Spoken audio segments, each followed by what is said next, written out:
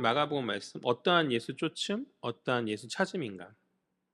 마가복음 말씀 어떠한 예수 쫓음 예수 찾음인가 라는 제목을 가지고 하나님 말씀 증거하도록 하겠습니다. 지난 시간 이제 안식일 회당에서 더러운 귀신들을 축출하시고 권위 있는 새로운 말씀을 전하신 예수의 사역은 갈릴리 가버나움 지역의 많은 사람들이 관심을 불러일으켰어요.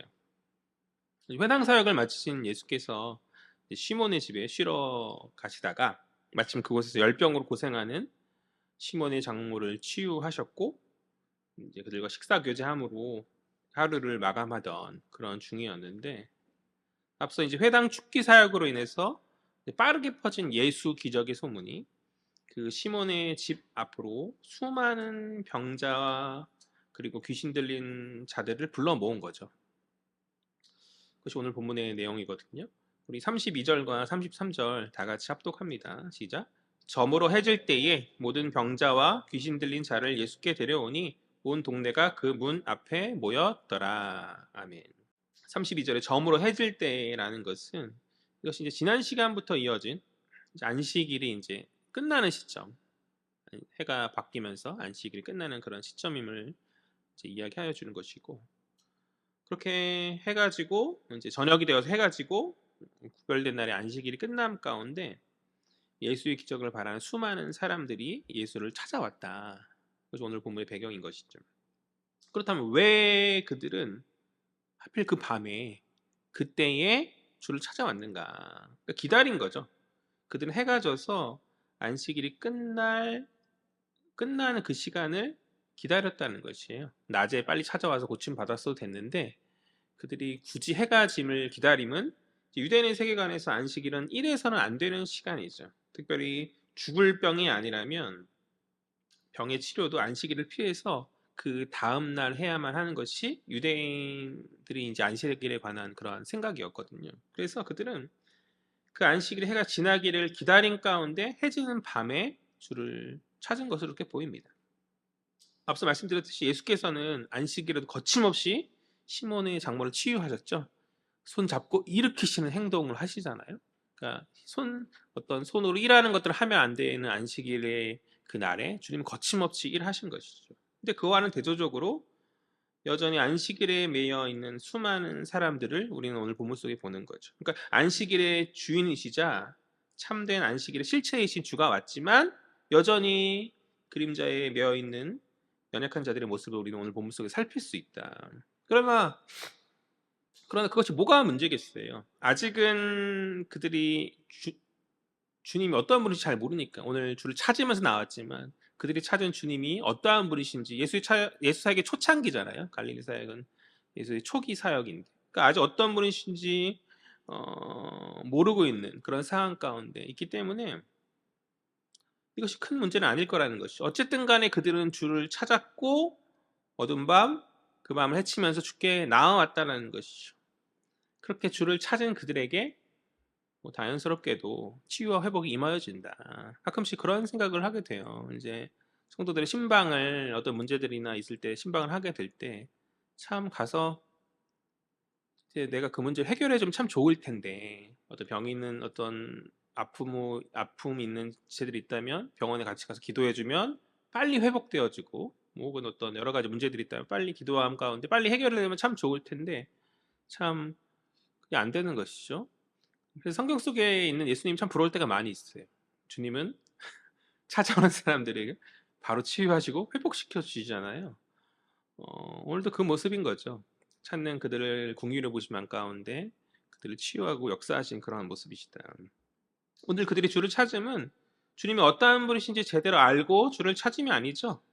주께서 그들을 구원할 메시아이시고 그리스도이심을 그들이 깨닫고 알고 찾음이 아니라 왜 찾은 거예요? 그들 자신의 필요 때문인 거죠.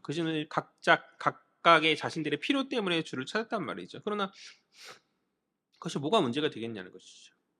어느 누군가는 자신의 병 때문에, 어느 누군가는 자신을 괴롭히는 더러운 영 때문에 그를 찾았다 할지라도 그것이 뭐가 잘못인가? 예수의 정체를 모른 채, 그분의 오심의 이유를 모른 채 그냥 병든 자, 귀신 들린 자를 잘 고친다라는 예수의 기적 소문 때문에 주를 찾음이 뭐가 문제겠냐는 거죠.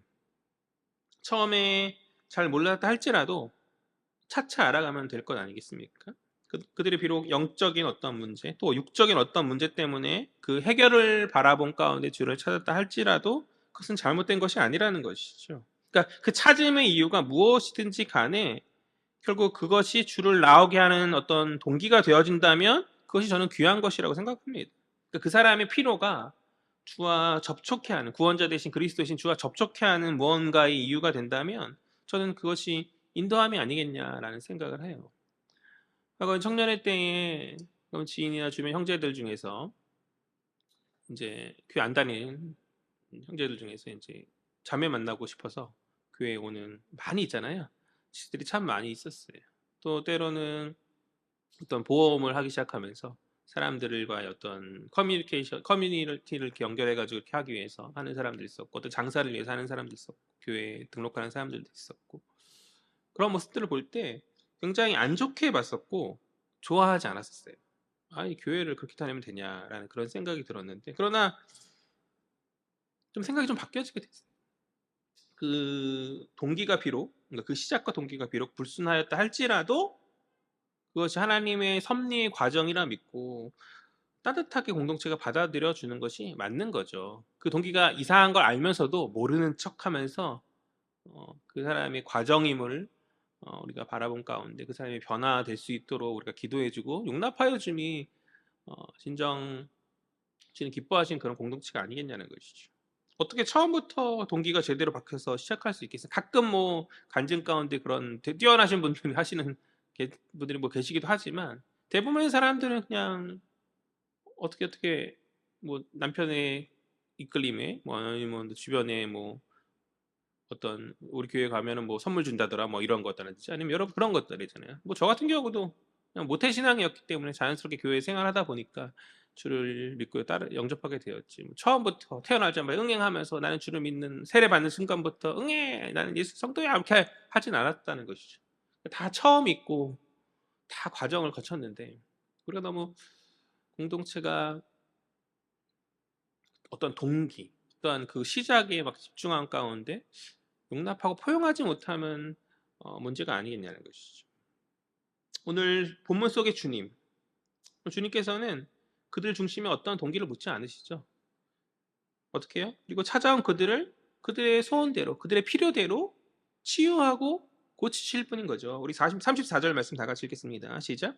예수께서 각종 병이 든 사람을 고치시며 많은 귀신을 내쫓으시되 귀신이 자기를 알므로 그 말하는 것을 허락하지 아니하시니라. 아멘. 주님이 분명 긍휼의 눈으로 그들을 보시고 치유하셨겠죠? 성경에서 그런 얘기를 하고 있진 않지만 우리 주님의 성품은 분명 그들을 긍휼하게 보신 가운데 치유하셨을 것이고 또 아직은 그들이 잘 모름 가운데 주님께 나아왔지만 오늘 주님으로 말미암은 어떤 그들이 주님으로 말미암은 그 기적을 그들이 맛보고 회복되어진 가운데 당신의 말씀을 더 잘 배우고 깨달아서 끝내는 믿음의 사람으로서 주를 따르길 소망함 가운데 주께서 그들을 치유하셨을 것이라 저는 그렇게 믿습니다. 치유받고 땡 너 돌아가 이것이 아니라 이 치유를 시작으로 하여서 그들이 이분이 구세주이심을 깨닫고 주님의 제자로서의 어떤 변화된 삶을 살 것을 기대하신 가운데 주님이 그들을 회복시키시고 그들 가운데 역사하신 것이 아니겠는가. 그렇다면 우리 역시 그러한 주님의 모습을 따라야 하는 거죠. 공동체 안에서 신앙이 연약한 자, 잘 모르는 자들이 있다면 어여삐 여긴 가운데 주님의 눈으로 바라봄으로 어여삐 여기고 그들이 바른 신앙 안에서 은혜 누리고 회복될 수 있도록 돕는 역할이 우리 사명이 아니겠는가.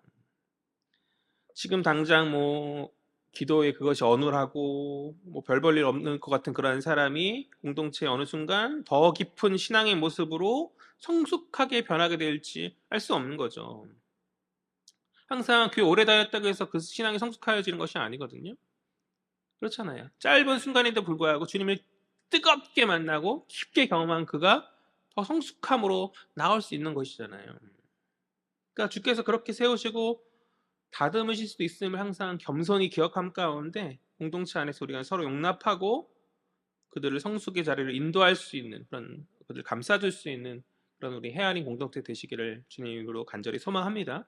아멘. 그래서 본문에 계속해서 본문의 34절 하반절을 보면 주님이 치유와 축기 사역이 임하여질 때 쫓겨난 많은 귀신들이 주님에 대해서 말하는 것을 허락하지 않았다라고 이렇게 이야기하고 있죠. 주님의 무엇에 대해서 말하면 허락하지 않았다는 것이죠. 그것은 바로 주님의 정체성, 주님의 메시아이시고 그리스도이심을 이제 그 악한 영들이 말하면 허락하지 않았다라는 것이. 뭐 지난 시간에서도 회당에서도 그랬었잖아요. 그와 동일하게 주님 오늘 베드로, 그러니까 시몬의 집 앞에서도 동일하게 그것을 귀신들에게 명령하고 계신 거죠. 왜 그렇다면 주께서 그것을 허락하지 않으셨는가? 그러니까 메시아닉 시크릿이에요. 그러니까 주가 메시아이시고 그리스도이심은 분명한 사실이고 너무나 중요한 진리이죠. 그러나 그것은 오늘 연약한 가운데 주를 찾은 자들이 차차 깨닫고 온전히 알아야 될 귀한 진리인 거죠. 누군가 스포되면 안 되는 거죠. 그러니까 유대인들이 생각하는 메시아가는 제가 이야기했지만 다시 다윗과 같은 메시아예요. 다윗과 같은 메시아가 어떤 메시아입니까? 하도 많이 얘기해서 이제 다 아실 거라 생각하는데 전쟁에서 패하지 않는 메시아, 군사적 승리를 가져오는 그런 어떤 정치적인 군사적인 그런 메시아를 이야기하는 것이죠. 당대 이스라엘이 로마의 식민지 가운데 있었어요. 그렇게 로마의 식민지로 지배를 받은 가운데 구겨진 그들의 어떤 자존심과 또 그들의 독특한 종교적 구별됨은 그 구별됨의 그런 열망들은 그러한 어떤 군사적 메시아, 다윗과 같은 메시아를 고대하였다라는 것이지. 그러나 주께서 말씀하시고 드러내고자 하셨던 그 메시아의 모습이 무엇이었습니까? 다윗과 같은 메시아의 모습이 아니었죠. 주님 어떠한 메시아이시죠? 고난받는 메시아, 섬김과 희생으로 그러니까 십자가의 찢음으로 말미암은 고난의 메시아였다는 것이죠. 그러니까 자칫 오늘 귀신의 발설함으로 말미암은 어떤 그들의 어떤 주가 메시아임을 깨달았던 그것이 잘못되어질 수 있는 거예요. 그 잘못된 그들의 깨달음은 주님의 오심의 의미를 변질시킬 수 있는 아주 중대한 문제였기 때문에, 그러니까 온전하게 참된 주님 오심의 의미를 깨닫게 하기 위하여서는 그들이 좀 더 배워야 될 필요가 있는 거죠. 그러기 때문에 주께서는 더러운 영들의 입을 막으시고 오늘 지지난 시간에 그 회당에서의 그 축기 사건과 동일하게 침묵을 명하신다. 악한 세력들에게 침묵하라, 말하지 마라. 그 말씀하시는 것이죠. 그러니까 오늘 지난번과 마찬가지로 귀신들이 신앙 고백하고 있는 거잖아요. 아무도 어떤 사람도 예수가 어떤 분인지 잘 모름 가운데 있는데 귀신들이 먼저 놀랍게 주가 그리스도이시고 메시아이시를 고백하는 이 신앙 고백 현장이 주를 높이기 위해서가 아닌 거죠. 그러니까 고난의 종으로 오신 주의 길을 방해하기 위한 고도의 방해 공작이자 또 뒤에서 살펴보겠지만 또 그것은 주를 향한 시험이기도 해요. 그렇게 그들은 교묘하게 예수의 길을 변질시키려고 오늘 하고 있고 그런 그들 앞에 주님께서는 침묵할 것을 명령하심으로 그들을 막으셨다. 우리 35절 볼까요? 35절 다 같이 읽겠습니다. 시작. 새벽 아직도 밝기 전에 예수께서 일어나 나가 한적한 곳으로 가사 거기서 기도하시더니 아멘. 30절은 주께서 이제 새벽에 나가서 이제 기도하셨으면 우리에게 이야기하여 주고 있는 한적한 곳은 광야를 말하는 것이 주님 새벽에 광야에 가셔서 기도하셨다. 그러니까 새벽 기도 하시는 그러한 장면인 거죠. 주님이 어떠한 기도를 하셨는지는 오늘 기록하여 주고 있지 않아요. 그러나 저는 주께서 당신의 사명을 다시금 재정비하는 그러한 기도를 하셨으리라 저는 그렇게 믿습니다. 그도 그럴 것이 앞뒤의 문맥을 보면 수많은 이들이 주를 찾는 그러한 장면이 있고 그런 그들의 환호는 자칫 주의 사역을 어떻게 변질시키고 그 방향을 흐트러뜨릴 수 있는 그런 원인이 될 수 있기 때문에 주께서는 지난밤에 사람들의 환호를 뒤로 한 채 초심의 마음으로 돌아가고자 오늘 홀로 아버지 앞에 고개 숙인 것이 아닌가 저는 그렇게 추론하거든요. 우리는 구약의 다윗이 잘될 때 넘어졌음을 기억해야 합니다. 아무 문제 없고 평안하였을 때 그가 미혹되었고 우리아의 아내를 취함으로 하나님 앞에 죄를 범하지 않았어요? 오늘날 이 시대에 TV에 오르내리는 수많은 매체에 오르내리는 수많은 목회자들의 문제들이 그들이 가난해서 그들이 없어서 생기는 문제입니까? 그렇지 않죠. 그들이 잘 되고 어려움이 없을 때 미혹으로 찾아와서 그들을 넘어뜨리지 않냐는 것이죠. 어떤 성 문제라든지 아니면 어떤 물질적인 어떤 횡령이나 이런 문제들이 다 잘 되고 문제 없을 때 생겨지는 그런 문제 아니겠어요? 찌질로 가난하고 뭐 이런 사람에게 어떤 목회자의 그런 문제들이 붙지 않잖아요. 그처럼 우리 주님도 미혹의 순간이 임하신 거죠. 사단이 끝도 없이 흔들림이 항상 있었고, 그러니까 메시아인 정체를 드러내고 사람들이 환호를 받으라 말하는 것이죠. 그러나 주님은 그러한 사단의 미혹의 소리에 침묵을 명하시고 오늘 아버지 앞에 홀로 서신 것이다. 그러니까 사람들의 환호가 저는 사단의 유혹이라고 믿거든요. 귀신들이 예수는 그리스도시죠. 빨리 그것을 알리세요.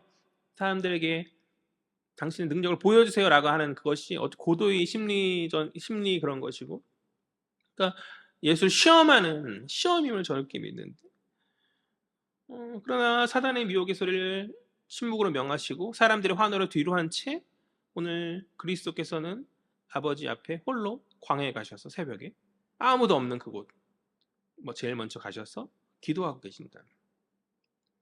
그러니까 우리 주님도 기도하심으로 미혹을 이기셨는데 우리가 기도함 없이 어찌 사단의 미혹을 이길 수 있겠습니까? 우리도 주님처럼 광야에 나와서 홀로 아버지 앞에 고개 숙여야 하는 줄 믿습니다. 그것이 우리의 중심을 지키는 일이고 초심을 잃지 않고 주님 주신 사명을 끝까지 지키며 나아가게 하는 비결이라는 것이죠. 2025년 새해 우리는 주를 위해서 나름의 헌신하겠다는 어떤 개인적인 다짐들을 많이 하셨으리라 저는 그렇게 믿어요. 근데 사실 매해마다 그것을 다짐하지만 좀처럼 그것이 잘 안 지켜짐은, 그러니까 처음 마음먹은 그것을 지키는 기도를 우리가 좀처럼 하지 않기 때문 아닙니까? 그러니까 우리의 필요를 위해서 우리가 주께 부르짖고 매달리지만 우리의 중심을 지키기 위한, 하나님 앞에서 흔들림 없이 신실한 신앙인으로 서기 위한 그런 부르짖음을 하나님 앞에 부르짖음으로 하나님 앞에 나아가지 않기 때문에 우리가 항상 우리 다짐들이 꺾여지고 그렇게 지키지 못함이 아니겠냐는 것이죠. 그러니까 상황이나 환경의 어떤 변화에 핑계하며 흔들리는 것이 사람의 연약함인 거죠. 그러니까 이번에는 그렇게 되지 않도록 주님처럼 기도함 가운데 마음을 재정비하고 그렇게 중심 잃지 않는 2025년 한 해가 되어지기를 주님의 이름으로 간절히 소망합니다. 그러니까 처음에 그 마음, 새해 첫 주잖아요. 하나님 올해 한 이렇게 살겠습니다라는 그 마음이 맞는 거예요. 그러니까 그 마음을 끝까지 지킬 수 있도록 상황과 환경 가운데 이게 아니었나요가 아니라 그 마음, 처음 마음이 맞으니 끝까지 그것을 지킬 수 있도록 내 마음을 지켜게 해달라고 계속 끊임없이 우리 중심을 위한 기도함 가운데 그렇게 나아와야 하는 줄 믿습니다. 우리 36절, 37절 다 같이 볼게요. 다 같이 읽겠습니다. 시작. 시몬과 및 그와 함께 있는 자들이 예수의 뒤를 따라가 만나서 이르되 모든 사람이 주를 찾나이다. 아멘. 36절은 광야에서 홀로 기도하시던 예수의 기도를 끊고 예수의 기도를 방해하는 장면인 거죠. 예수의 뒤를 따라온 수많은 무리들이 있음을 막아는 예수의 뒤를 따라온 무리들이 있음을 막아는 이야기합니다. 예수를 쫓고 예수를 찾음인 거죠. 예수를 따라가서 예수를 찾았다. 그러니까 예수를 쫓고 예수를 찾는 그 모습이 오늘 드러나지고 있는데, 항상 예수를 쫓고 예수를 찾으면 긍정적이어야 하잖아요. 긍정적인. 그렇지 않겠습니까? 그런데 여기서 이 쫓고 찾으면 긍정적인 그런 모습이 아니에요. 뭔가 기도를 끊고 무언가 좋게 받아들일 수 없는 그러한 분위기의 그런 상황이거든요. 아무튼 간에 성경은 누가 주를 찾았냐, 누가 주를 찾았냐 그렇게 이야기할 때 시몬이었다. 그러니까 시몬과 함께 있는 자들이라고 말하고 있지만 시몬의 이름을 이야기하고 있어요. 그렇죠? 저는 이것에 의미가 있다고 봐요. 그러니까 수많은 제자 이름 가운데서, 그러니까 4명이죠. 수많지 않죠. 4명의 제자 이름 가운데서 시몬만 이야기하고 있는 것이잖아요. 그리고 주를 쫓았던 사람들 가운데서도 시몬을 드러낸 가운데 말하고 있는 것이잖아요. 왜 시몬을 얘기했을까? 저는 의미가 있다고 봅니다. 예수의 수많은 치유와 축기의 이적이 오늘 누구의 집 앞에서 일어났어요? 오늘이 아니죠. 지난 시간이죠. 지난 시간 누구의 집 앞에서 일어났습니까? 시몬의 집.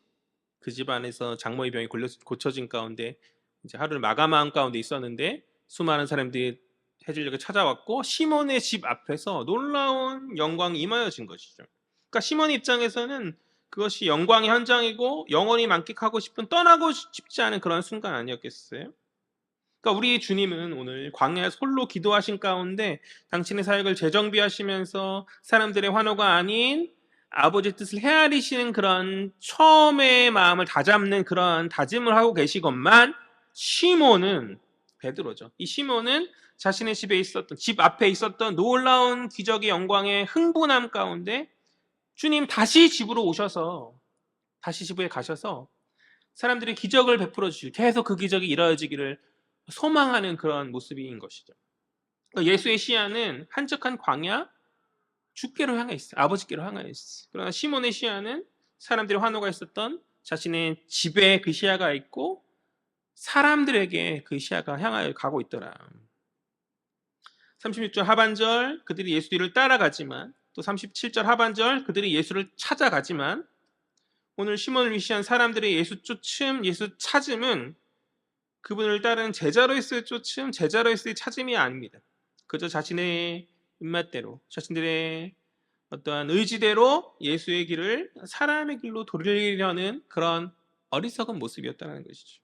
그렇다면 오늘날 우리의 예수 쫓음과 예수 찾음은 어떠하냐는 것이죠.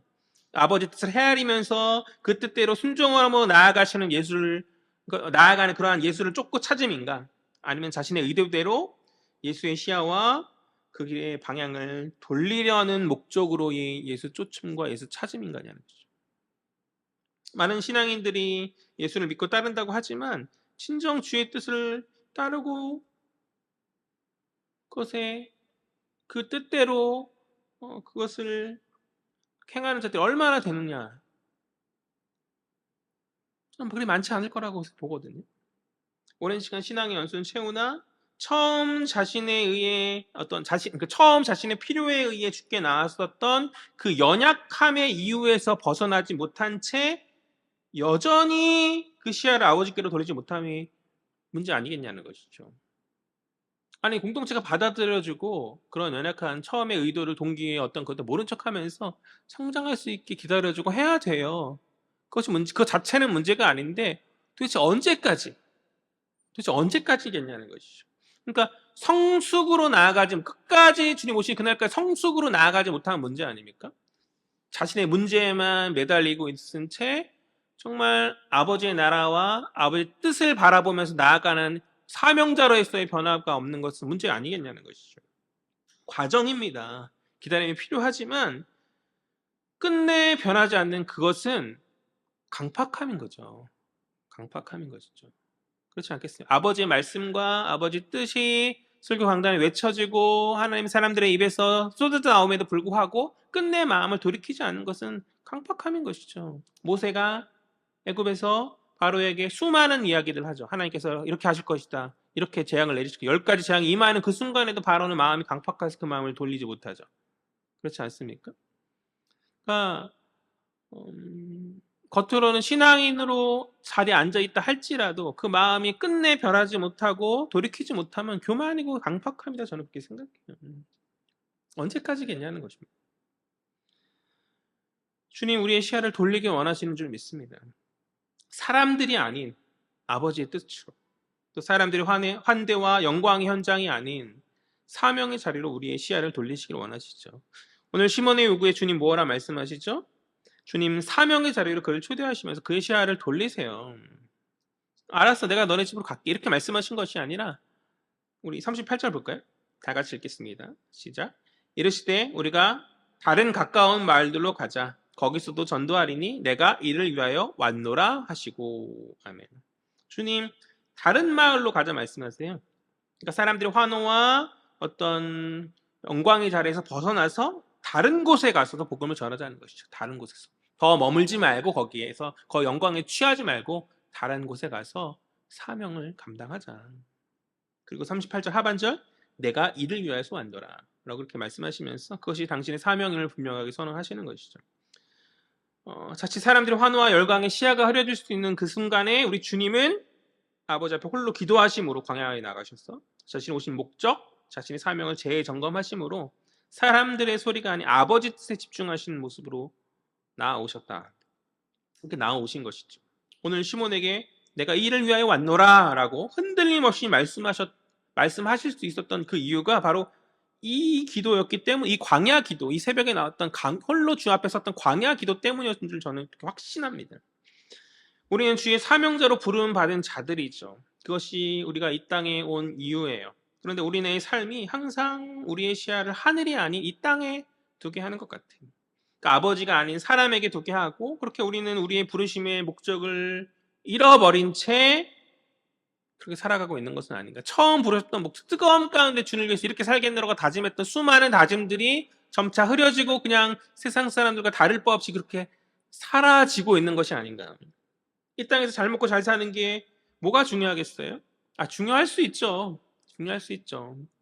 공고하고 힘든 지체들 앞에서 제가 어떻게 함부로 그렇게 말할 수 있어요. 잘 먹고 잘 사는 것도 중요합니다. 그런데 그것은 필요한 거지 정말 중요한 것은 아니거든요. 필요일 뿐인 것이지 정말 중요한 것은 그것이 아니에요. 어차피 우리는 잠시 잠깐 있다 갈 인생들 아닙니까? 그 잠시 잠깐의 시간 동안 우리에게 기대하신 주의 사명을 발견함이 더 중요한 일 아니겠냐는 것이죠.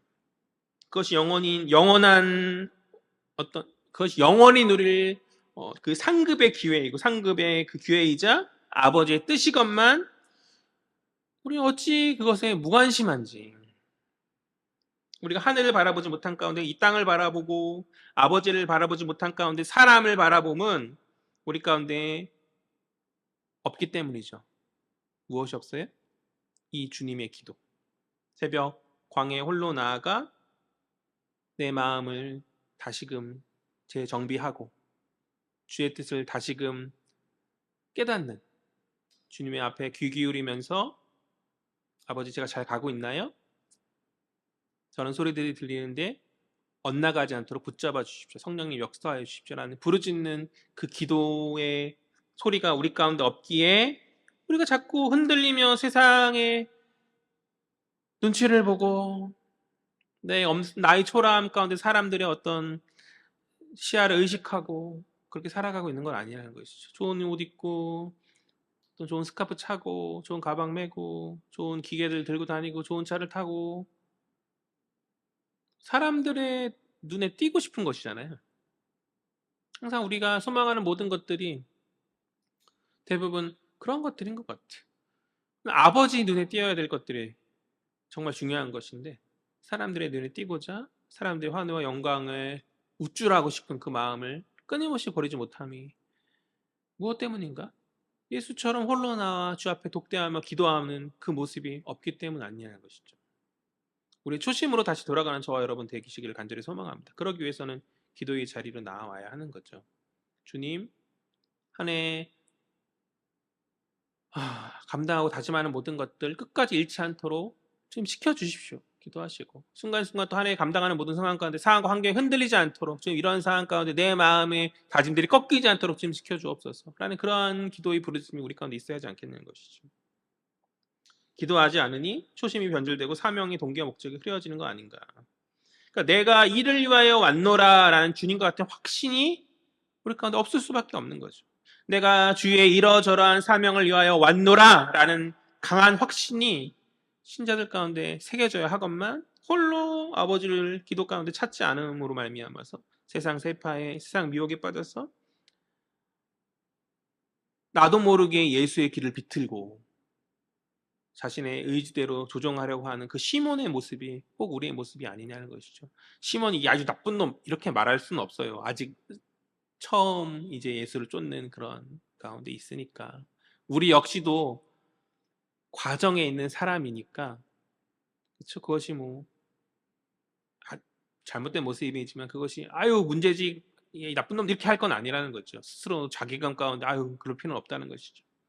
그러나 나의 신앙의 끝이 마지막까지 그 모습 그대로 있다라고 하면 문제죠. 이 시몬은 베드로로 이름이 다시 바뀌어지고 그 인생의 마지막은 어떻게 마무리돼요? 주님 가셨던 그 길을, 고난의 길을 걸어가잖아요. 영광의 자리, 사람들이 내 집 앞에서 이루어지는 그 기적 같은 일들을 누리면서 나아가고 싶었던 그 시몬의 오늘의 그 이기적인 마음이 완전히 사라지고 그는 주의 사역을 위해서 주의 복을 위해서 자신의 목숨 아까워하지 않고 순교로 죽지 않습니까? 전승 가운데 보면 십자가에 달려 죽는데 주님처럼 죽을 수 없다라고 이야기하면서 십자가에 거꾸로 달려 죽죠. 순교하는 것이죠. 그러니까 시몬의 그러한 변화가 우리 가운데 임하였으면 좋겠어요. 다 순교하라 이런 얘기는 아니에요. 순교 하나님 허락하심 안에서 특별한 사람들에게 임하는 것이라 저는 믿고 내가 순교하겠다 말하는 것도 교만이라고 저는 믿습니다. 그 시몬의 변화를 우리 역시 동일하게 갖자는 것이죠. 사람들이 환대와 영광의 자리를 쫓았던 우리의 모습, 사람들의 어떤 나의 초라함을 바라보며 사람들의 어떤 부러움을 취하고자 했던 나의 그런 중심들을 이기적인 욕망들을 다 버리고 아버지 뜻을 헤아림으로 그러니까 주의 길을 비트는 자가 아니라 그 길을 쫓으며 찾으며 나아갈 수 있는 저 여러분 되었으면 좋겠어요. 그러니까 같은 예수를 쫓고 같은 예수를 찾음인 것 같지만 전혀 다른 거죠. 우리가 어떤 예수를 쫓고 어떤 예수를 찾아야 하는가. 사랑하는 여러분, 주께서 우리를 부르신 이유가 무엇입니까? 2025년 이 새해 그것을 다시금 점검하고 깊이 생각해 보았으면 좋겠어요. 나 혼자 등 따시고 배부르라고 주님 우리를 이 땅에 보내신 것이 아니에요. 아버지의 사랑을 전하고 그리스도의 구원하심, 복음을 전하라 우리를 부르신 것 아니겠어요? 그러니까 각자의 어떤 방식으로는 역사하는지는 어떤 방식으로 부르셨는지는 모르겠지만 결국 동일한 부르심이라고 생각해요. 당신의 나라, 당신의 복음을 전하라 우리 모두를 부르신 것이 이 땅 가운데. 누군가는 뭐 교사로서, 누군가는 뭐 어떤 사업가로서, 누군가는 목사로서, 누군가는 선교사로서 각자 어떤 자리에 있든지 간에 그 자리에서 사람들을 감화시키며 주님으로부터 초대하는 그러니까 복음의 그 하나님의 나라를 전하고 복음을 선포하라는 그런 사명을 각자 모두에게 주신 것이라 저는 그렇게 믿습니다. 그런데 왜 우리는 이 복음 전함의 사명에 동감하고 내 먹고 배부름에만 민감한 것인가? 나의 사소한 이익과 소망에는 열정을 다해서 기도하지만 어찌 주의 나라와 그 일을 위하여서는 기도하지 않냐는 것이죠. 그것을 잘 한번 반성하고 성찰해 보았으면 좋겠어요. 그런 모습은 오늘 본문의 시몬의 모습이다. 그러나 초창기 모습이잖아요. 우리가 항상 성경 가운데 나타난 이 시몬 베드로를 항상 보면서 많이 이것밖에 못하냐라고 비웃고 하지만 그는 분명 위대한 자이죠. 왜요? 마지막 끝내 주님 기뻐하실 그 모습으로 변화에 성공한 사람이잖아요. 그거 쉬운 것이 아니거든요. 용납해 줘야죠. 이 초반의 이 모습은. 사람들은 사실 교회 안에서 사람들은 바울을 많이 좋아하고 이야기해요. 뛰어났던 바울. 그러나 저는 베드로를 그렇게 함부로 폄하해서는 안 된다고 생각해요. 어떤 면에 있어서는 베드로가 더 대단한 사람이라고 저는 그렇게 믿거든요. 저는 바울보다는 베드로를 더 개인적으로는 좋아하는데 사람들이 이제 바울을 많이 좋아하는 것 같아요. 이건 설교와 별개로 여담으로 바울을 많이 좋아하는 것 같아요. 성경을 많이 바울이 써서 그렇죠. 아니 무식하고 잘 몰랐던 그가 변화되어서 주의 일을 끝까지 간다는 건 쉬운 일이 아니에요. 그 베드로의 변화가 시몬의 변화가 우리 가운데 동일하게 임하여지기를 간절히 소망합니다. 그런 모습이 참된 제자의 모습 아니겠어요? 참된 제자의 모습 아니겠어요? 우리 39절 보죠. 마지막 구절인데 다 같이 읽겠습니다. 시작. 이에 온 갈릴리에 다니시며 그들의 여러 회당에 전도하시고 또 귀신들을 내쫓으시더라. 아멘. 오늘 주님 하나님께서 부여하신 복음의 사명을 위하여서 나아가고 계시죠. 39절은 뭐 갈릴리 사역의 전체의 요약이라고 보면 될 것 같은데 그러니까 다른 마을로 가자 하시고 그 뒤에 이제 여러 마을로 돌아다니시면서 갈릴리 지역에 여러 마을로 돌아다니면서 말씀 전하시고 또 축교하시고 치유하시는 그런 사역이 있었음을 이야기하는 것이죠. 영광의 자리에 머물러 있지 않으시고 여러 곳에 가셔서 당신의 복음을 위한 사명을 감당하고 계시다 그런 이야기예요. 아무튼 이와 같이 우리 역시 그 사람의 생각, 사람의 시야가 아닌 하나님께서 부여하신 복음의 사명을 수행하며 헌신해야 하는 줄 믿습니다. 교회는 사람의 열망을 채우는 공간이 아니에요. 교회는 아버지의 뜻과 예수의 열심이 성령 충만한 당신의 자녀들에 의하여서 구현되어지는 공간이다. 이거 되게 멋있는 말이라고 저는 스스로 생각했어요. 어제 설교 준비하면서. 사실 교회는 사람의 열망을 채우는 공간이 아니다. 교회는 아버지의 뜻과 예수의 열심이 성령 충만한 제자들에 의하여서 구현되어지는 공간이다. 우리 하림교회가 그런 공동체 되었으면 좋겠어요. 주의 나라와 의가 세워지는 그런 공간, 그러한 모습이 교회의 바른 모습 아니겠어요? 밖에 나가서 정치로 부르짖으면서 나아가는, 예수는 세상 정치 권력과 야합하기를 원하지 않으시고 다윗 같은 메시아가 되기를 군사적 강청 메시아가 되기를 거부하셨는데, 일부 누구들은 그런 것을 쫓으면서 세상 가운데 자신의 영향력을 드러내고 높이려 하고, 하나님 까불면 죽어 이런 얘기를 하고 있고, 잘못된 거죠. 그거는 처음부터 그랬을 거라 생각하지 않아요. 처음부터 목사란 직분을 받는 처음에 정말 겸손하게 주의 나라 의를 위해서 일하겠다 그렇게 했었을 거예요. 그런데 어느 순간 환호와 영광의 취함 가운데 스스로 신이 된 것이죠. 메멘토 모리, 당신은 신이 아닙니다 라고 끊임없이 누군가 이야기하는 그 소리에 귀 기울여야 하는데, 그런 사람도 주변에 없고, 사람이 없으면 어떻게 해요? 하나님 앞에 홀로 나아가서 잘 하고 있는지 기도함 가운데 나아가야 하는데, 어긋난 열망의 기도만 하고 필요에 의한 어떤 욕망의 기도만 한 가운데 아마도 초심을 잃어버리고 그렇게 변질을 되어서 오늘날 조국교회에 해악을 주는 자리에 서 있는 것은 아닌가라는 생각을 하게 돼요. 우리의 사명은 그런 것이 아니에요. 우리의 사명은 주의 길을 가는 거예요. 주의 나라와 그 일을 위하여서 주님 가셨던 그 길을 가는 것이, 그것이 복음의 전함이고 바른 사명자의 길인 줄 저는 믿습니다. 제자의 길인 줄 믿습니다. 2025년 우리가 가는 곳에 주의 나라가 임하여지고 주의 뜻이 세워지는 한 해 되시길 간절히 소망합니다. 복음이 전하여지고 그들의 심령을 돌이키는 전도의 역사가 우리 가운데 일어나야 되는 줄 믿어요. 정치적으로 분장을 일으키면서 소란을 일으키면서 세력을 모으는 게 복음이 아닙니다. 그것은 시몬의 모습인 것이죠. 시몬의 모습. 그럼 어떻게 그것을 감당합니까? 기도함으로. 우리가 중심 잃지 않고 사명자로 설 수 있게 기도함으로 나아갈 때 성령께서 우리를 도우시고 그렇게 역사하여 주실 줄 믿습니다. 그것이 주님 원하시는 바른 제자의 모습이 아니겠는가. 말씀을 정리하죠. 첫 번째, 비록 연약하고 부족한 시작일 할지라도 그것이 과정임을 믿고 감싸는 공동체, 포용하는 공동체가 되어야 한다. 교회에 오늘 본문 1장에 나타난 시몬의 모습이 참 많이 있어요. 그러나 인정하여 주고 포용하여 주자는 것이죠. 과정이 있기 때문에. 끝내는 사도로, 순교자로 이렇게 변화되어지잖아요. 그런 변화를 기대함 가운데 우리가 감싸고 포용하는 공동체가 되어야 한다. 두 번째, 세상 미혹 앞에 주님도 홀로 아버지 앞에 기도하셨다. 새벽 미명에 나가서 한적한 곳에 가셔서 주님도 홀로 기도하셨다. 주님도 기도하셨는데 우리가 기도하지 않을 수 없는 거죠. 우리 역시 중심을 잃지 않도록 겸손한 가운데 기도함이 마땅하지 않겠는가. 사명이 자꾸 변질되고 흐려지면, 보통 목사님들이나 말년에 이렇게 문제가 있고 발생되는 그런 것들은 초심의 그 모습들을 많이 잃어버렸기 때문에 그런 거예요. 눈이 어두워진 가운데. 성경 위대한 사람들도 그렇죠. 이삭이 그랬고 많은 자들이 그러하였잖아요. 그렇게 되지 않도록 기도해야 하는 것이죠. 기도함 가운데 마지막까지 그 중심을 지킬 수 있도록 기도함 가운데 나아가야 한다. 아버지 앞에 설 수 있는, 겸손히 아버지 앞에 고개 숙일 수 있는 저 여러분 되었으면 좋겠어요. 주님도 하셨는데 우리가 무슨 깡으로 하지 않는 것인가. 세 번째, 어떠한 예수 쫓음, 예수 찾음인가.